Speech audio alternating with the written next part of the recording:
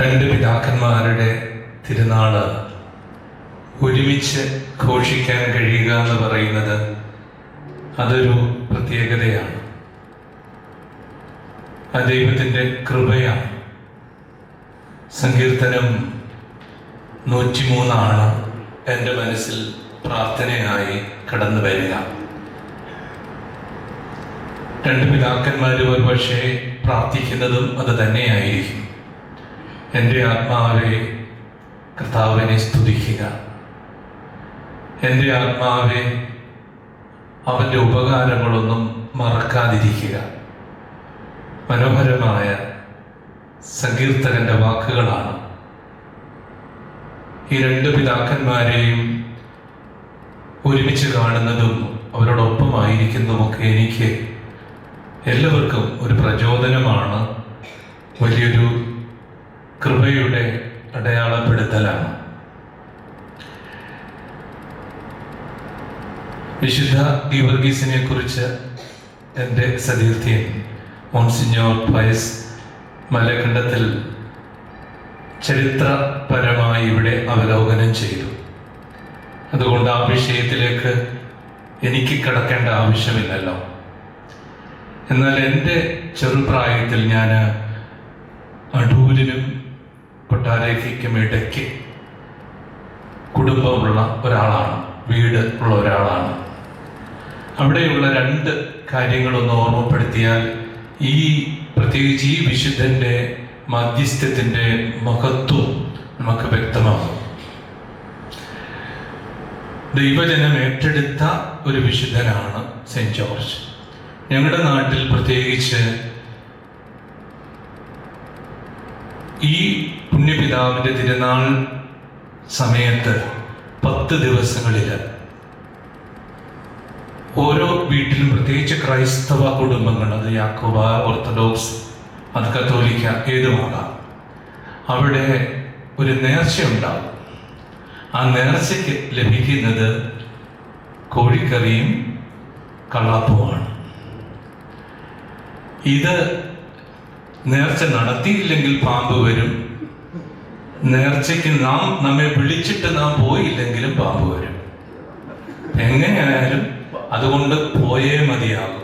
കുഞ്ഞുനാളിൽ ഒരു 10 വീട്ടിലെങ്കിലും ഇങ്ങനെ ഈ ഒരു ഫീസ്റ്റിന്റെ സമയത്ത് യാതൊരു ചെലവും കൂടാതെ നമുക്ക് കള്ളപ്പൂവും അതുപോലെ കോഴി ഇറച്ചിയും കഴിച്ച് സുഭിക്ഷമായി കഴിയാം. അത് ഇപ്പോഴും ആ നാട്ടിൽ തുടരുന്നുണ്ടത്. ഇവിടെ അങ്ങനെ ഉണ്ടോ എന്ന് എനിക്കറിയില്ല. ആരംഭിക്കാമെന്നാണ്. അതിൻ്റെ പിതാവിൻ്റെ അനുവാദം വേണം. 2, എന്നെ ചെറുപ്രായത്തിൽ മുഴുവൻ ഏറ്റവും ആകർഷിച്ചിട്ടുള്ള ഒരു വിശുദ്ധനാണ് സെന്റ് ജോർജ് ഗീവർഗീസ് സകല. കാരണം എൻ്റെ ഇടവക പള്ളിയുടെ കപ്പേളയിൽ ഏറ്റവും താഴെ വെച്ചിരിക്കുന്ന രൂപം ഈ പുണ്യപിതാവിൻ്റെതാണ്. അവിടെ പോയി ഞാൻ കൊച്ചുനാളിൽ പ്രത്യേകിച്ച് 7-8 വയസ്സുള്ളപ്പം ചുറ്റും നടന്ന് നോക്കും.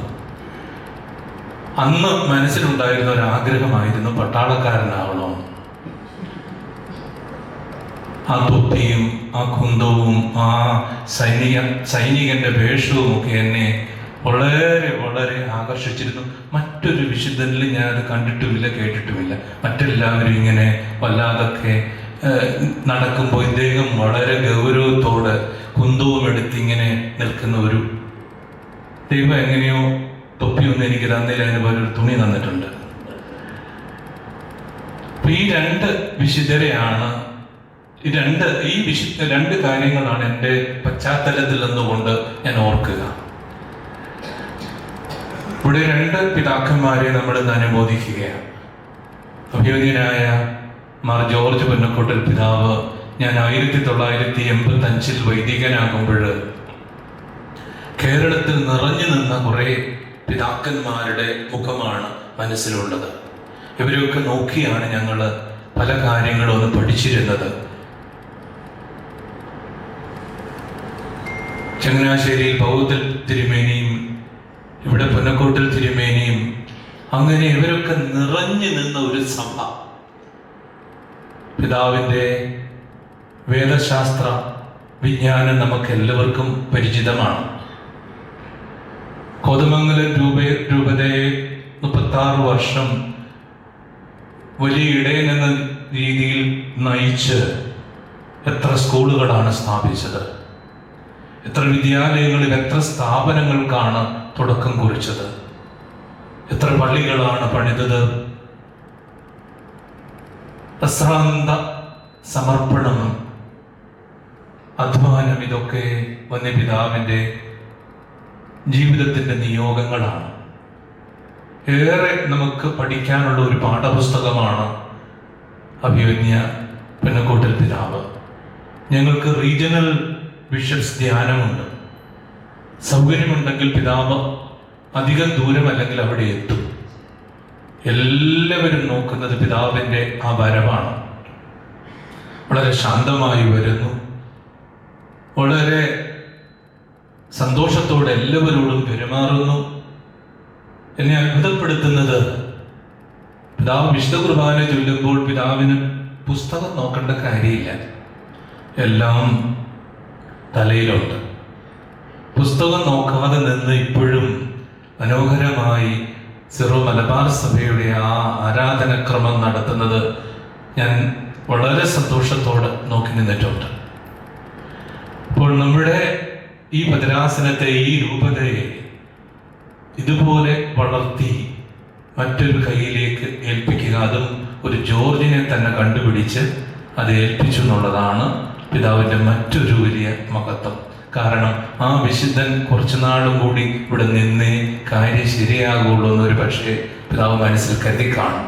കാരണം എല്ലാ തിന്മയുടെ ശക്തിയോടും പോരാടാൻ ഇതുപോലെ ഒരു വിശുദ്ധന്റെ മാധ്യസ്ഥ്യം വലുതാണ്, ആവശ്യമാണ്. ഞാൻ ദീർഘിപ്പിക്കുന്നില്ല. അഭിമന്യ മാർ ജോർജ് പുന്നക്കോട്ടിൽ പിതാവിന് ഇവിടെ സന്നിഹിതരായിരിക്കുന്ന എല്ലാവരുടെയും പേരിൽ അലങ്കര സുറിയാനി കത്തോലിക്ക സഭയുടെ നാമത്തിൽ ഈ തിരുനാളിൻ്റെ എല്ലാ അഭിഷേകവും നന്മയും സന്തോഷവും ഏറ്റവും സന്തോഷത്തോടെ ആശംസിക്കുന്നു.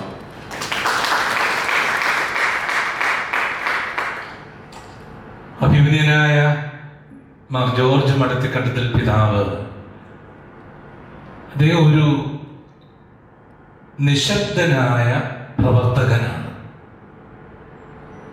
ഒരു നിഷ്കളങ്കത എപ്പോഴും അദ്ദേഹത്തിൻ്റെ എല്ലാ പ്രവർത്തനത്തിലും സംസാരത്തിലും കാണുന്നുണ്ട്. ഞാൻ 15-ാം സങ്കീർത്തനമാണ് ഓർമ്മ വരിക.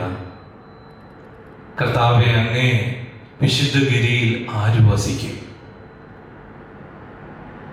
അതിനുത്തരം സങ്കീർത്തനം തന്നെ നൽകുന്നുണ്ട്. നിഷ്കളങ്കർ വസിക്കും, നിഷ്കളങ്ക ഹൃദയമുള്ളവർ അവിടെ വസിക്കും. പിതാവിനെ കാണുമ്പോൾ എനിക്കതാണ് തോന്നുന്നത്. വളരെ നിഷ്കളങ്കതയോടെ, ശാന്തതയോടെ, ശാന്തശീലർ ഭാഗ്യവാന്മാർ, അവർ ഭൂമിയെ അവകാശമാക്കും. പിതാവ് അങ്ങനെ ദൈവജനത്തെ, ഭദ്രാരൂപതയെ, തന്നോട് അടുത്ത് നിൽക്കുന്നവരെ എല്ലാം സ്വന്തമാക്കുന്നു. അതിന് പ്രത്യേകമായ ഒരു ആത്മീയത അദ്ദേഹത്തിനുണ്ട് എന്നുള്ളതാണ് വസ്തുത. കാനലോയിൽ ബിരുദാനന്തര ബിരുദം നേടി, സെമിനറി റക്ടറായിരുന്നു. പക്ഷെ ധാരാളം പ്രതികൂല ശക്തികളെ നേരിടാൻ അദ്ദേഹത്തിനുണ്ട്. അദ്ദേഹം നേരിടുന്നതെല്ലാം വിശുദ്ധ കുർബാനയോടുള്ള പ്രത്യേക ആഭിമുഖ്യത്തിലാണ്. അതിൻ്റെ കരുത്തിൽ എല്ലാത്തിനെയും തോൽപ്പിക്കാമെന്ന ഉള്ള ഒരു അവബോധം പിതാവിന് എപ്പോഴുമുണ്ട്. കാനനോയല്ല അദ്ദേഹത്തിൻ്റെ പ്രധാനമായ പ്രമേയമെന്ന് എനിക്ക് പലപ്പോഴും തോന്നിയിട്ടുണ്ട്. ദൈവജനം, പരിശുദ്ധ കുർബാന, ആരാധനാ ജീവിതം, ആത്മായ പ്രേക്ഷിതര്, ഇതൊക്കെ പിതാവ് എത്ര സന്തോഷത്തോടു കൂടിയാണ് സ്വീകരിക്കുന്നത്. അതിന് നൽകുന്ന പിതാവിൻ്റെ ആ ഇടയ നേതൃത്വം ശ്ലാഘനീയമാണ്. ദീർഘിപ്പിക്കുന്നില്ല. ഞങ്ങൾ വളരെ അടുത്ത ബന്ധമുള്ളവരാണ്. എല്ലാ തരത്തിലും, പഠിച്ച വിഷയത്തിലായാലും ഇടപെടുന്ന കാര്യത്തിലായാലും ഏതിലും ഒരു ലളിത രീതിയിൽ നമുക്ക് മുഖാഭരണങ്ങളൊന്നും കൂടാതെ സംസാരിക്കാനും സംവദിക്കാനും സാധിക്കും. ധാരാളം കാര്യങ്ങളിൽ എന്നെ സഹായിക്കുന്നുമുണ്ട്. അഭിമന്യ പിതാവിൻ്റെ സ്വർഗീയ മധ്യസ്ഥനായ വിശുദ്ധ ഗീവർഗീസ് ഗദായുടെ ഈ തിരുനാളിൽ എല്ലാവിധമായ ഭാവുകങ്ങളും ആയുസ്സും ആരോഗ്യവും പിതാവിന് നേരുകയാണ്. ഒരാളുടെ സപ്തതി, മറ്റൊരാളുടെ നവതി. ഇതൊക്കെ എങ്ങനെയാണ് കോയിൻസിഡൻസ് ആയിട്ട് വരുന്നത് ചോദിച്ചാൽ അറിയില്ല. ഇതൊക്കെ ദൈവം ഒരുപക്ഷെ അനാദിയിലെ കണ്ടുവച്ചതാണ്. അതിനിയും വീണ്ടും ഒരു മീറ്റിംഗ് നമ്മുടെ വളരെ വിപുലമായി കൂടുമെന്നാണ് ചാൻസലർ അച്ഛൻ അറിയിച്ചിരിക്കുന്നത്. അപ്പം അതിന് എനിക്ക് വരാൻ പറ്റാത്തത് കൊണ്ട് അതിൻ്റെയും നന്മകളും പ്രാർത്ഥനകളും നേരുകയാണ്. എല്ലാവരുടെയും പേരിൽ ഈ രണ്ട് പിതാക്കന്മാരെ സമർപ്പിച്ച് പ്രാർത്ഥിച്ച് മംഗളങ്ങൾ നേരുന്നു.